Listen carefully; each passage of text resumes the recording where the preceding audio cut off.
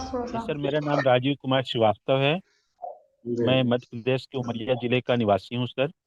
और हम्म। मेरी शिक्षा दीक्षा प्रारंभिक मानपुर नगर से ही संपन्न हुई है। यहाँ से मैंने मध्य प्रदेश भोज मुक्त विद्यालय से मैंने स्नातक की उपाधि कला संकाय से उत्तीर्ण किया है सर। तत्पश्चात मैंने हिंदी साहित्य से एमए किया है और रानी दुर्गावती विश्वविद्यालय। और सर मैं 2009 से विगत 16 वर्षों से मध्य हम्म। प्रदेश शासन स्कूल शिक्षा विभाग के अंतर्गत हम्म। उच्च माध्यमिक शिक्षक के पद पर शासकीय हाई स्कूल रक्षा में पदस्थ हूँ। सर मेरी अभिरुचि साहित्य के क्षेत्र में, क्रिकेट के क्षेत्र में और फिल्मी गीत के क्षेत्र में है। धन्यवाद। ठीक। अ, अ, राजीव जी, आप ये जी बताएं कि हिंदी भाषा के प्रचार प्रसार के लिए कौन कौन सी संस्थाएं काम कर रही हैं? सर, हिंदी भाषा के प्रचार के लिए तो सबसे पहले फोर्ट विलियम कॉलेज का नाम आता है, जिसकी स्थापना 1800 ईस्वी में हुई थी। और इसके पश्चात सर सरस्वती पत्रिका भी है और ब्रह्म समाज भी है सर, काशी नागरी प्रचारणी सभा भी है। और भी कई संस्थाएं हैं सर, जैसे वर्धा शिक्षा समिति और हिंदी भाषा प्रचार समिति वर्धा। और सर और भी हैं, पत्र पत्रिकाओं के माध्यम से भी हिंदी भाषा के प्रचार में काफी योगदान मिला है सर। अच्छा, अच्छा। मध्य प्रदेश के कवि या लेखकों का मध्य प्रदेश के साहित्य में क्या योगदान रहा है? कुछ कवियों के नाम बताएं जिनका योगदान रहा है हिंदी साहित्य में मध्य प्रदेश के। जी, सर एक तो भवानी प्रसाद मिश्र जी हो गए और माखनलाल चतुर्वेदी भी हैं सर। जी। और सर ये कवि हैं। और तो सर अवधी भाषा के भी जी, माखनलाल चतुर्वेदी को वाल्मीकि। माखनलाल जी चतुर्वेदी को राष्ट्रीय कवि क्यों कहा जी जाता है? सर, उनकी रचना पुष्प की अभिलाषा से प्रभावित होकर के महात्मा गांधी जी ने उनको राष्ट्रीय कवि की उपाधि प्रदान किया था। समर्पण किसकी रचना है? उन्हीं की रचना है सर। ठीक है, और इनकी क्या क्या रचनाएं हैं? सर माता, हिमकीर्तनी, हिमतरंगिणी, समर्पण, युग युग चारण और एक ऐसे ज्वार करके भी है सर रचना इनकी। सर कैदी और कोकिला भी इनकी रचना है, जो कि बहुत ही प्रसिद्ध रचना है इनकी। जेल में लिखी गई है, जबलपुर सेंट्रल जेल में। अच्छा, जी सर। आपका मनपसंद कवि कौन है? सर मेरे मनपसंद कवि हैं, वैसे सर कबीर दास जी हैं सर। वैसे तो कबीरदास जी हैं कि कबीरदास जी हैं? सर कबीर दास जी। कबीरदास जी हैं। ऐसी क्या बात है उनमें जो आप पर बहुत ज्यादा इफेक्ट डाली हो? सर उन्होंने जो बेबाक होकर के समाज सुधार की और धार्मिक आडंबरों की आलोचना किया है, समाज सुधार का प्रयास किया सर उन्होंने। जाति पाति के बंधन से ऊपर उठ करके सभी मानवों को समानता के दर्जे पर लाने का प्रयास अपने साहित्य में किया है सर। इस कारण से मुझे वो प्रिय है। क्या वर्तमान में उनकी प्रासंगिकता है? जी सर, बिल्कुल है। कैसे? सर जिस समय कबीर दास जी का समय था, जीवन काल था, उस समय हमारे देश में बहुत सारे धार्मिक आडंबर चल रहे थे। जात पात, छुआछूत, ऊंच नीच का भेदभाव था और शोषण बहुत ज़्यादा हो रहा था। और हिंदू मुसलमान आपस में एक दूसरे को नीचा दिखाने का प्रयास करते थे। धार्मिक कट्टरता, धार्मिक उन्माद बहुत ज़्यादा फैला हुआ था सर। और कमोबेश ये परिस्थितियां आज भी हैं, बल्कि आज कहीं ज़्यादा ये परिस्थितियां हैं। तो जिस प्रकार से कबीरदास जी ने अपने समय में इन सारी बुराइयों को दूर करने का प्रयास किया था, आज भी कबीरदास जी के साहित्य की और उनके सिद्धांतों की आवश्यकता है इन समस्याओं को, इन बुराइयों को दूर करने के लिए। इसीलिए कबीरदास जी आज भी प्रासंगिक हैं। अच्छा। और हिंदी विषय को कितना प्रासंगिक मानते हैं? अ, हिंदी विषय को कितना प्रासंगिक मानता हूँ सर? जहां आज हम बहुत तेजी से अंग्रेजी की तरफ जी अग्रसर हो रहे हैं, ऐसे में आप हिंदी को कहाँ पाते हैं? सर, मेरे विचार से तो हिंदी आज उतनी ही प्रासंगिक है जितनी अंग्रेजी है, क्योंकि अब बहुत सारी यूनिवर्सिटी ऐसी हैं जहाँ पर हिंदी भाषा में ही हर प्रकार के स्ट्रीम की पढ़ाई की जाती है सर। हर प्रकार की शाखाओं, चाहे मेडिकल की पढ़ाई हो, चाहे इंजीनियरिंग की पढ़ाई हो। सर, जैसे हमारे देश मध्य प्रदेश में ही अटल बिहारी वाजपेयी हिंदी शिक्षा संस्थान हिंदी विश्वविद्यालय भोपाल में है। ये अपने समस्त पाठ्यक्रम हिंदी में उपलब्ध करवाता है। तो सर, हिंदी भाषा भी अंग्रेजी की ही तरह प्रासंगिक है, और मैं तो समझता हूँ कि आज हिंदी जो है अंतर्राष्ट्रीय भाषा के रूप में धीरे धीरे प्रसार हो रही है। अ, बहुत सारे देश ऐसे हैं, यहाँ तक कि अमेरिका में भी, जहाँ हिंदी भाषा का अध्ययन अध्यापन वर्तमान में किया जा रहा है सर। तो ठीक। प्रासंगिक तो है सर। लेकिन अभी इसमें मध्य प्रदेश सरकार ने एक पहल किया था कि उसने जी मेडिकल की पढ़ाई को हिंदी में जारी रखने की बात कही, बट उतना सफल रहा नहीं। सर, क्या है कि जो अंग्रेजी भाषा की तकनीकी शब्दावली है, वो हिंदी में सीधे बोलचाल या आम प्रचलित भाषा में न हो करके उसका शब्दानुवाद, उसका भावानुवाद न हो करके शब्दानुवाद किया जा रहा है, जो कि अभी जटिल और क्लिष्ट है सर। तो इसी कारण से अभी हिंदी मेडिकल और इंजीनियरिंग की पढ़ाई में उतनी अधिक प्रासंगिक सिद्ध नहीं हो रही है। लेकिन आने वाले समय में सर, धीरे धीरे जैसे ये हम सब लोग इसके अभ्यस्त होते जाएंगे, या कि इसमें कुछ और सुधार होता जाएगा, तो हमारे लिए हिंदी भाषा में पढ़ाई कर पाना इन विषयों के लिए भी बहुत उपयुक्त होगा सर आने वाले समय में। अच्छा, चलिए, आपके पसंदीदा कवि भी हैं कबीर जी, जी और उनकी बहुत बड़ी समाज सुधार में भूमिका भी रही है। तो थोड़ा सा जी। और उस पर प्रकाश डालिए कि कैसे उन्होंने जाति व्यवस्था पर या धर्म व्यवस्था पर चोट किया था। सर, उन्होंने कहा था, जाति न पूछो साध की, पूछ लीजिए ज्ञान, मोल करो तलवार की, पड़ी रहन दो म्यान। मतलब ये है कि किसी भी व्यक्ति का जाति न पूछ करके उससे उसका ज्ञान जानना चाहिए, उसकी योग्यता पर महत्व देना चाहिए, उसके गुणों को महत्व देना चाहिए। जैसे कि महत्व तलवार की होती है, ना कि उसके म्यान की होती है, तो तलवार का उपयोग करें और ना कि म्यान पर ध्यान दें। इसके अलावा सर, उन्होंने कहा है कि जो तू बामहन बामहनी जाया, आन बाट है क्यों नहीं आया, ज्यों तो तुरक तुरकनी जाया, आकर खतना क्यों करवाया। मतलब ये है कि यदि तुम ब्राह्मण अपने आप को समझते हो, या हिंदू समझते हो, या जातिवादी समझते हो, तो फिर दूसरे रास्ते से होकर के क्यों नहीं आए? क्यों? जो संसार में प्रचलित जन्म होने की पद्धति है, उसी प्रक्रिया से तुमने भी जन्म लिया है। और मुसलमानों को भी कहते हैं कि यदि तुम वास्तव में सच्चे मुसलमान हो, तुर्की हो, तो तुमने आकर ये इस धरती में आकर के खतना क्यों करवाया जन्म लेने के बाद? तुमने पहले ही तुमको ऊपर भगवान के घर से ही खतना करवा करके आना चाहिए था। तो ये कुछ ऐसी बातें हैं जो हिंदू और मुसलमानों को जाति व्यवस्था के नाम पर कबीरदास जी की तरफ से करारी चोट करती हैं सर।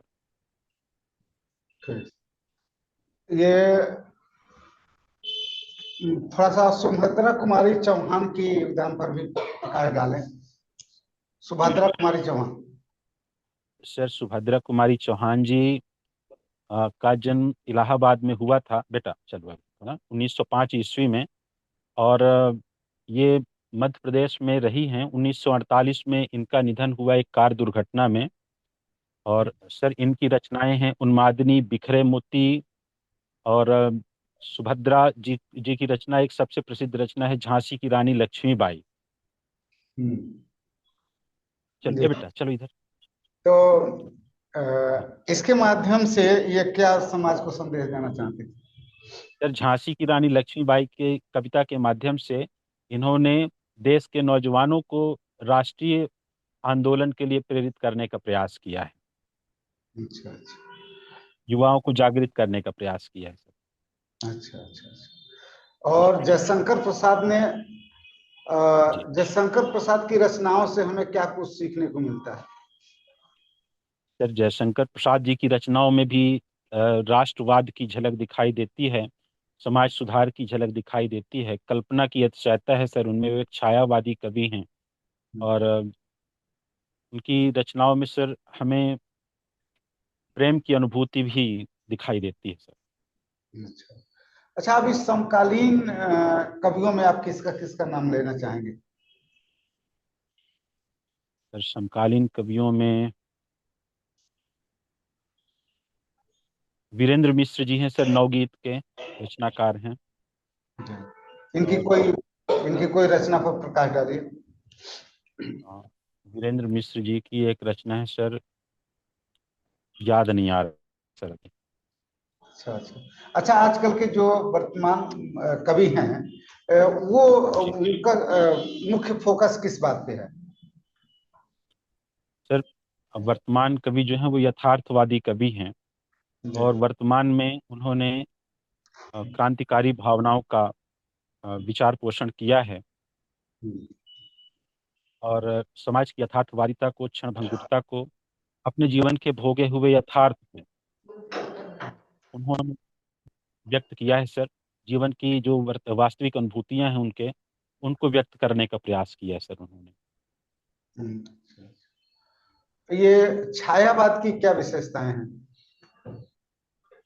अ, सर प्रकृति प्रेम और मानव सौंदर्य की स्वानुभूतिमयी, आप कैमरा अपना सीधा कर लीजिए, उल्टा हो गया, रोटेट हो गया है। प्रकृति प्रेम और मानव सौंदर्यमयी। सर एक मिनट ना, ये थोड़ा सा एक जगह से फोन आ रहा था। सर प्रकृति प्रेम और मानव सौंदर्य की स्वानुभूतिमयी, अ, अ, रहस्यमयी परक अभिव्यक्ति। जब बेटा चलो ना तुम यहाँ से अभी, जाओ, चलो हटो। सर सॉरी सर, थोड़ी देर के लिए कोई चलो यहाँ से बात जाओ अभी। कोई बात नहीं, चलो लड़का आपका समय से पहले इंटरव्यू देना चाह रहा है लगता जी, सॉरी सर सॉरी। है। कोई बात नहीं, कोई। बच्ची है सर, छोटे भाई की बिटिया आ गई थी। हाँ हाँ, कोई बात जी नहीं, कोई बात नहीं, सर। बच्चे हैं। वो भावी असिस्टेंट प्रोफेसर हैं, तो अभी से ट्रेनिंग ले रहे होंगे। ठीक है, कंटिन्यू करें, कंटिन्यू करें। कनेक्शन चला गया, क्या हो गया? कनेक्शन चला गया। आपकी आवाज नहीं आ रही, बोलो सर। राजीव जी, आपकी आवाज नहीं आ रही है। अब उनका वो भी रुका हुआ है। पॉज हो गया, पॉज हो गया। नहीं नहीं, कुछ कनेक्शन पॉज तो दिख रहा है। हेलो। हाँ, अब आवाज आने जी लगी। जी सर। आप दिखाएंगे। मैं आपसे क्वेश्चन जो पूछा था रिपीट कर रहा हूँ कि जी छायावाद की क्या क्या विशेषताएं हैं, बताइए। सर, छायावाद की कई विद्वानों ने अपने अपने अनुसार विषय परिभाषा विशेषताएं सर, जी जी विशेषताएं बताना चाहूंगा सर। हम्म, छायावाद की विशेषता तो सर सबसे पहले आत्मानुभूति है सर। जी। व्यक्ति अपनी अंदर की अनुभूति को व्यक्त करता है। प्रकृति का चित्रण है। और पुराने प्रतिमानों के प्रति विरोध है, पुरानी लेखन शैली के प्रति विरोध है, स्वच्छंदतावादी विचारधारा है, राष्ट्र प्रेम, श्रृंगार की रचनाएं इसकी सर प्रमुख विशेषताएं हैं। अच्छा, ऐसा प्रकृति। जी, जी चलिए ठीक है। ऐसा कहा जाता है कि जहां न पहुंचे रवि वहां पहुंचे कवि, इसका जी क्या सर। अर्थ है? सर इसका अर्थ ये हुआ कि सूर्य का प्रकाश हर जगह, यदि कोई बीच में अवरोध आ जाता है तो उस बाधा को पार नहीं कर पाता और वहां अंधेरा रह जाता है। लेकिन सर कवि अपनी कल्पना के माध्यम से ऐसी चीजों की भी रचना कर देता है जो जहां तक वो स्वयं नहीं जा पाता है, लेकिन अपनी कल्पना के माध्यम से वो स्वर्ग, आकाश, पाताल और यहाँ तक कि जहाँ भी मनुष्य की ये गोचर दृष्टि नहीं पहुंच पाती है, वहां तक की भी रचना वो कर डालता है। इसलिए सर जहां न पहुंचे कवि रवि वहां पहुंचे कवि, ऐसा कहा जाता है। अच्छा, साहित्य समाज का दर्पण होता है, ऐसा क्यों कहा जाता है? सर साहित्य में वर्णित जो चीजें हैं वो समाज की वास्तविकता को प्रतिबिंबित करती हैं, इसलिए साहित्य को समाज का दर्पण कहा जाता है। चलिए, मैं अंतिम सवाल आपसे पूछता हूँ कि जी हिंदी साहित्य भी है, उर्दू साहित्य भी है, इंग्लिश साहित्य भी है। तो इन तीनों में से सबसे समृद्ध साहित्य किसको मानते हैं? किसका साहित्य ज्यादा समृद्ध है? सर मैं तो हिंदी साहित्य को ही सबसे ज़्यादा समृद्ध मानूंगा, इसलिए कि बिहारी जैसे कवि के संबंध में स्वयं पाश्चात्य विद्वान जॉर्ज गियर्सन ने कहा था कि बिहारी जैसी रचनाएं यूरोप के पूरे पुस्तकालयों किसी भी पुस्तकालय में नहीं है। तो जहाँ ऐसी रचनाएं हों, तुलसीदास जी की जैसी समरसतापूर्ण रचनाएं हों, कबीरदास जी की जैसी रचनाएं हों सर, निश्चित ही वो साहित्य हिंदी साहित्य का स्वर्ण काल है, और ऐसे साहित्य से समृद्ध साहित्य ही सर्वश्रेष्ठ साहित्य है, मैं ऐसा मानता राजू जी, बहुत अच्छा, लाजवाब जवाब है आपका, है ना। अब हूँ। थैंक यू आपसे सर। अगला प्रश्न मैडम पूछें। मैडम। जी। राजीव जी, जी आप मैडम। इतनी वो लिए हुए हैं, डिग्रियां ली हैं, ठीक है। आवाज़ थोड़ी कम आ रही मैडम जी, थोड़ा सा। आप जी फिर से। आपने इतनी डिग्रियां ली हैं, जी मैडम। इनसे आपको क्या फायदा हुआ? मैडम जी, मैंने तो अपनी रुचि के अनुसार इन उपाधियों को प्राप्त किया है, अर्जित किया है। इनसे लाभ और हानि के बारे में मैंने बहुत विचार नहीं किया है इस बारे में। अब यही है कि असिस्टेंट प्रोफेसर बनने के लिए जो जरूरी था वो भी मैंने अर्जित किया है, और ईश्वर की यदि कृपा होगी और सौभाग्य होगा तो मैं जरूर सहायक प्राध्यापक बनूंगा।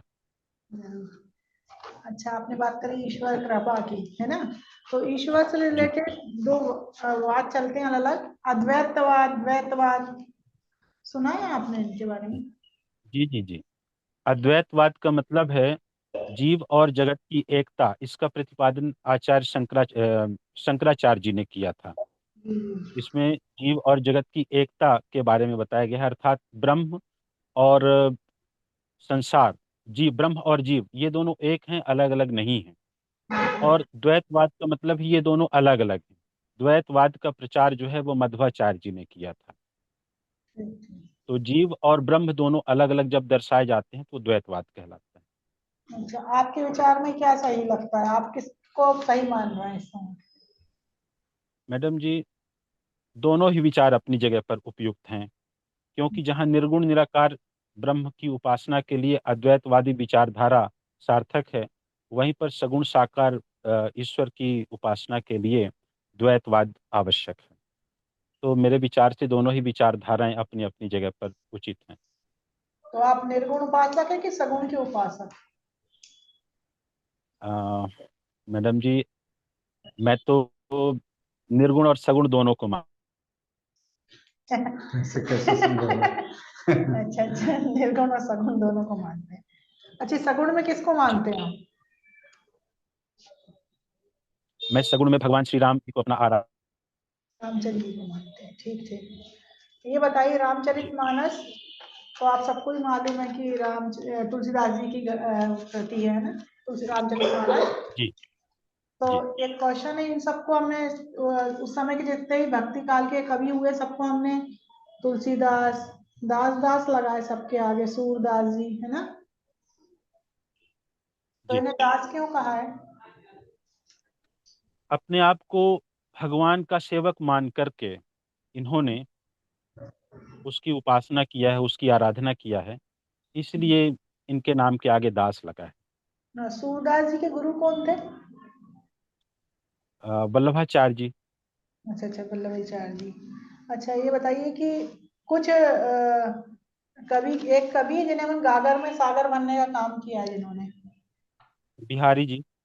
बिहार जी, किस काल के थे ये? रीतिकाल के। क्या विशेषताएं थी रीति काल की? रीतिकाल की विशेषता श्रृंगार रस का चित्रण, प्रकृति का चित्रण, भक्ति और नीति, आश्रयदाताओं की प्रशंसा, राज्य पर आधारित इनकी रचनाएं हैं। और वीरता के रचनाएं भी हुई हैं, श्रृंगार रस की रचनाएं हैं, और ब्रज भाषा का प्रयोग किया गया है पूरे रीतिकाल में। ये इनकी रीतिकाल की प्रमुख विशेषताएं मानी। तो रीति काल में कुछ ऐसे कवि भी हुए हैं जिन्होंने इनसे हटके रचनाएं की हैं जी उस बिल्कुल किया है मैडम जी। रीतिकाल को तीन धाराओं में बांटा गया है: समय? रीतिबद्ध काव्य, रीति मुक्त काव्य और रीति सिद्ध काव्य। तो रीतिबद्ध काव्य के कवियों के आधार पर रीतिकाल माना जाता है। जबकि इस काल में ही रीति सिद्ध कवि भी हुए हैं, जैसे बिहारी जी हुए हैं, और रीति मुक्त कवि हुए हैं, जैसे आलम बोधा, घनानंद ठाकुर और द्विजदेव। जी जी। अच्छा, जी ये अभी मुझे बताइए कि जो विद्यापति जी हैं, जी उन्हें कई नाम उपनाम से जाना जाता है। जी। उन्हें खेलन कवि, अ, विद्यापति, नवशेखर और अ, और चार पांच नाम मैडम जी या अभी याद नहीं आ रहे हैं, लेकिन हैं उनके नाम। अच्छा, नहीं, एक खेलन कवि अखिल कोकिल के नाम। अभिनव जय, सॉरी, अभिनव जयदेव भी कहा जाता है उन्हें। जी नहीं, मैथिल कोकिल के नाम से भी जाना जाता है क्या जी जी। इनको? जी, मैथिल कोकिल भी कहा जाता है, मैथिल कोकिल, अभिनव जयदेव, खेलन कवि, नवशेखर कवि, ऐसे करके उनके नाम हैं। अच्छा अच्छा। इनकी एक रचना है पदावली। जी। इसकी विषय वस्तु के बारे में बताइए, लोक जीवन पर कैसे प्रभावित करती है? पदावली में मैडम जी भगवान श्री कृष्ण और राधा के श्रृंगार को आधार मानकर के रचनाएं किया गया है। और मेरे विचार से नहीं, ये सत्य है कि भगवान श्री कृष्ण के संबंध में जो भक्ति, हिंदी में भक्ति काव्य की शुरुआत हुई है, वो विद्यापति की पदावली से ही हुई है।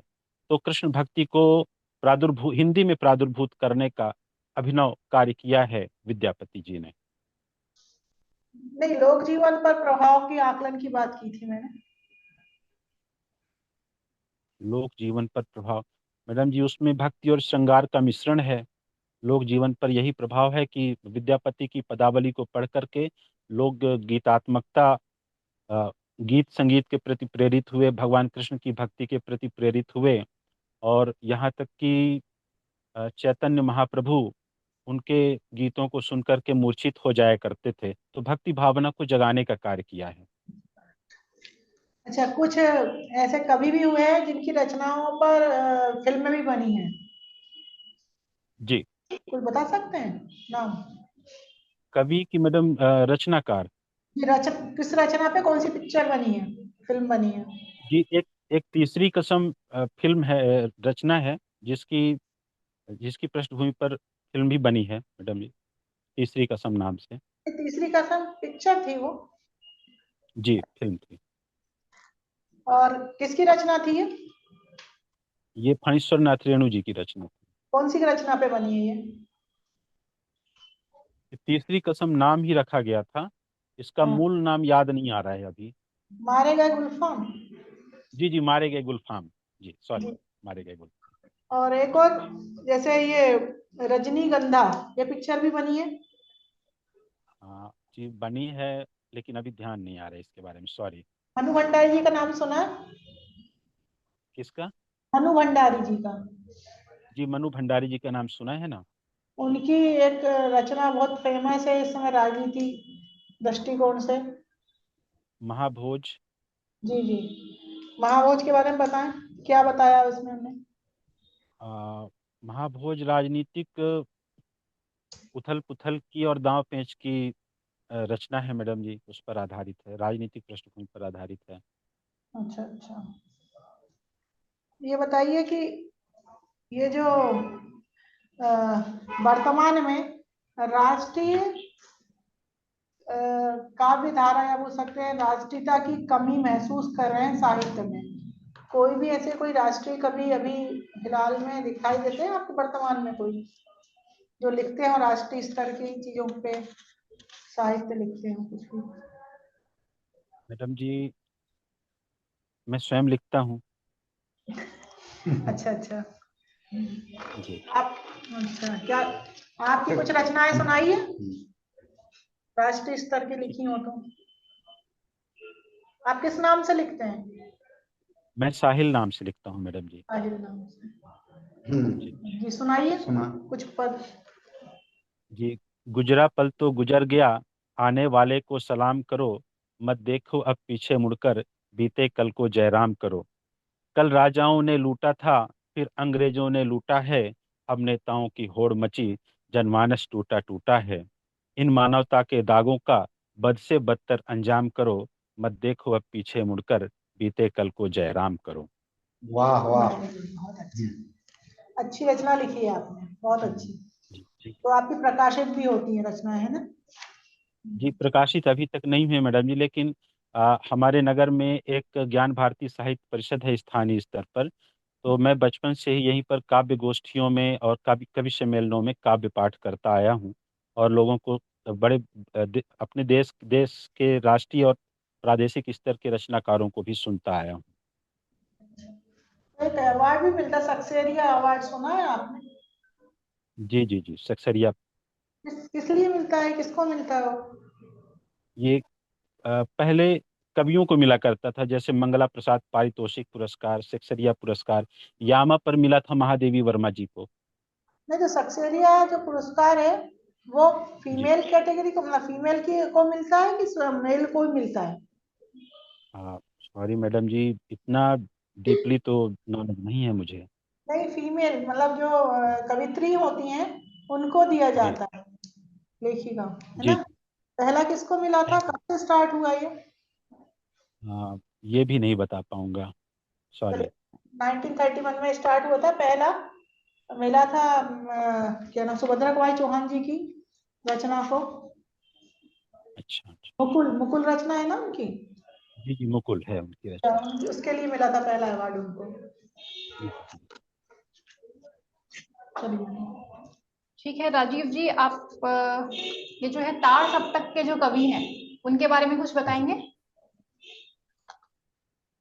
अज्ञे जी ने तार सप्तक के कवियों को 7 कवियों की एक ही प्रकार की विचारधाराओं को पिरो करके और सन 1943 ईस्वी में एक रचना प्रकाशित की थी, जिसे तार सप्तक कहा जाता है। ये से पहला सप्तक भी कहते हैं। इसमें 7 कवि हैं: अज्ञेय, गिरजा कुमार माथुर, रामविलास शर्मा, नेमिचंद्र जैन, गजानन माधव मुक्तिबोध, प्रभाकर माचवे और भारत भूषण अग्रवाल। ये 7 कवियों की रचनाएं हैं इसमें से क्या मैडम। विशेषता है इस तार सप्तक की? तार सप्तक में नई विचारधाराएं, नए बिंब, नए प्रतिमान, नए उपमान और नई विषय वस्तु, नए काव्य शिल्प का प्रयोग किया गया है। लीक से हट करके इन्होंने अपनी बात को प्रस्तुत किया है। अभी तक जो परंपरागत विचारधाराएं चली आ रही थी, तो अपने जीवन की वास्तविक यथार्थवादिता को उन्होंने व्यक्त किया है। ओके। जो आपने रासो साहित्य के बारे में पढ़ा है, जी। तो कितने प्रकार के होते हैं रासो साहित्य? रासो साहित्य मूलतः 2 प्रकार के होते हैं। एक तो रासो साहित्य, दूसरा रास साहित्य। रासो साहित्य में वीर गाथात्मक रचनाएं लिखी गई हैं और श्रृंगार परक रचनाएं लिखी गई हैं। और जो रास साहित्य हैं, उनमें जैन धर्म से संबंधित उपदेश परक चरित काव्य लिखे गए हैं। अच्छा, ये जो खुमार रासो है वो किसने लिखा है? दलपति विजय ने। अच्छा, और हमीर रासो? सारंग धर्मी। रासो साहित्य विवादास्पद रहते हैं, इसकी क्या वजह है? ऐतिहासिकता प्रमाणिक नहीं है उनकी मैडम जी। आपका क्या मानना है? इस टाइप की रचनाएं मेरा जो भी यही।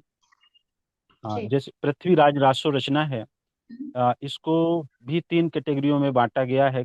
कुछ विद्वान इसको प्रामाणिक मानते हैं, कुछ विद्वान अर्ध प्रामाणिक मानते हैं, और कुछ विद्वान अप्रामाणिक प्रामाणिक अप्रामाणिक सॉरी प्रामाणिक, अर्ध प्रामाणिक और अप्रामाणिक मानते हैं। 3 श्रेणियों में इसको विभाजित किया गया है। आपका क्या मानना है? ये, अब मैं इस विषय पर अपनी तरफ से क्या कह सकता हूँ, जैसा कि मैं रामचंद्र शुक्ल जी के विचार से सहमत हूँ। ज्यादातर ये अप्रामाणिक ही मानी जाएगी। अप्रामाणिक, प्रामाणिकता और अप्रामाणिकता का ये जो है इसमें क्राइटेरिया क्या है, किस आधार पर मानेंगे इनको अप्रामाणिक? हाँ, बहुत ज़्यादा इस पर अभी तो चर्चा नहीं कर पाऊंगा, पर इसकी घटनाएं पूर्णतः प्रामाणिक नहीं हैं ऐसा माना गया है। घटनाओं के आधार पर इसको प्रामाणिक नहीं माना है रामचंद्र शुक्ल जी ने। लोग जो है रामचरितमानस या फिर जितने भी वैदिक ग्रंथ हैं उनको भी अप्रामाणिक मानते हैं, तो वो उनको तो बट आप कहते हैं आप उनको मानते हैं, बट इसके विषय में आप में मतभेद क्यों है? रामचरितमानस के बारे में वाल्मीकि जी ने भी संस्कृत में लिखा था। उसमें भी भगवान श्री राम जी की जीवन कथा को उन्होंने व्यक्त किया है, और उसके बाद एक परंपरा सी चली रही है। तुलसीदास जी ने भी उसी का अनुसरण करते हुए भगवान श्री राम जी के जीवन पर आधारित रामचरितमानस लिखा है। तो ये तो शुरू से ही प्रामाणिक रचना मानी गई है। और पृथ्वीराज रासो जैसी घटना रचनाएं उनको अप्रमाणिक साम्य नहीं होता है। ठीक है। अलग अलग विद्वानों ने अलग अलग प्रमाणों के आधार पर उसको अलग अलग तरीके से सिद्ध। ठीक है, आपकी हॉबी जो है क्रिकेट खेलना है, तो आप बताएंगे जी, क्रिकेट में ऑफ स्पिन और ऑफ ब्रेक क्या होता है, क्या डिफरेंस है दोनों में? ऑफ स्पिन बॉल वो स्पिनर करता है, और ऑफ ब्रेक बॉल जो है वो भी स्पिनर ही करता है मैडम जी। जब दाएं हाथ का गेंदबाज ऐसे बल्लेबाज के ओवर द विकेट से गेंद को गिरा करके और राउंड द विकेट की ओर ले जाता है, तो वो गेंद ऑफ स्पिन कहलाती है। ऑफ और ब्रेक, ऑफ ब्रेक भी वही है जी, ऑफ सेम ब्रेक लगभग दोनों एक। मतलब थोड़ा सा माइन्यूट डिफरेंस रहता है, तो क्या डिफरेंस है? अगर नाम अलग अलग दिए गए हैं तो कुछ तो डिफरेंस रहा होगा उसमें। मैं मैडम जी इन स्विंग जानता हूँ। अगर तेज गेंदबाज उसी तरह की गेंद को करता है तो वो इन स्विंग कहलाती है, और स्पिन गेंदबाज करता है तो ऑफ ब्रेक कहलाती है, या कि ऑफ स्पिन कहलाती है। अच्छा, ठीक है। तो क्रिकेट में एक चाइना मैन गेंदबाज है के नाम से जाना जाता है, कौन है वो? चाइना मैन गेंदबाज अभी हमारे सुनील जोशी भी थे। अभी एक साउथ अफ्रीका के गेंदबाज थे पॉल एडम्स। ये भारतीय गेंदबाज हैं, काफी फेमस हैं। चाइना मैन गेंदबाज कुलदीप यादव। जी, तो क्या विशेषता रहती है कि उनको चाइना मैन क्यों कहा जाता है? ये मैडम जी अपने बाएं हाथ को घुमा करके ये दाईं तरफ से जाके गेंदबाजी करते हैं, ऐसा कुछ है चाइना मैन गेंदबाजी में। अच्छा, आप श्योर नहीं है मतलब, ठीक है। डीआरएस पद्धति क्या होती है, क्या फुल फॉर्म है इसका?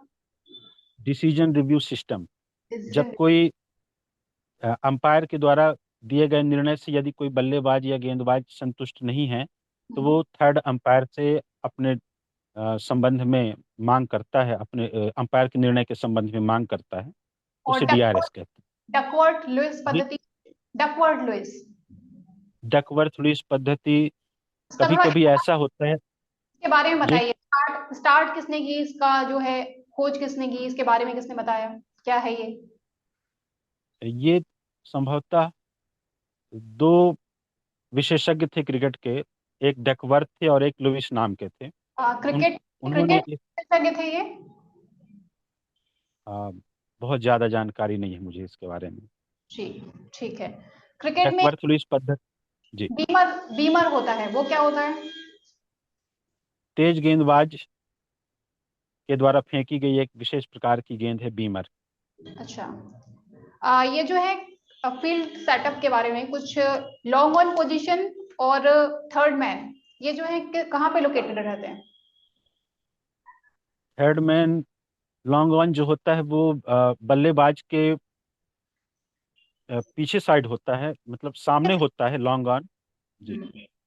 वो गेंदबाज की तरफ होता है, मतलब सामने की ओर होता है, ठीक है। सामने से इधर हट के होता है जी ना। जी। थर्ड। गेंदबाज की दाईं ओर होता है, गेंदबाज की दाईं ओर एक मिनट, बल्लेबाज ऐसे खड़ा होगा तो बल्लेबाज के बाईं ओर जो होगा वो लॉन्ग ऑन होगा, और जो थर्ड मैन होगा वो बल्लेबाज के दाईं ओर पीछे खड़ा होगा, दाईं और पीछे खड़ा होगा। बाउंड्री पर जी, ठीक बाउंड्री पर। है। अगर स्लिप की पोजीशंस कितनी होती हैं?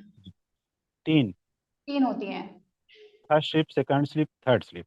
लेग स्लिप क्या होता है? लेग स्लिप जो होता है वो आ, बल्लेबाज के बाईं ओर, पीछे की ओर, स्टंप से थोड़ा सा पीछे की ओर हट के खड़ा होता है, वो ठीक लेग है। स्लिप कहलाए। ठीक है, धन्यवाद राजीव जी। अभी राजेश जी, जी, निश्चित रूप से आपका परफॉर्मेंस बहुत अच्छा है। सब्जेक्ट में भी अच्छा थैंक यू। पकड़ है, वाणी में भी स्पष्टता है। और आज शायद आपने पेशेवर पोशाक अपनी ओर से पहना है क्या ये?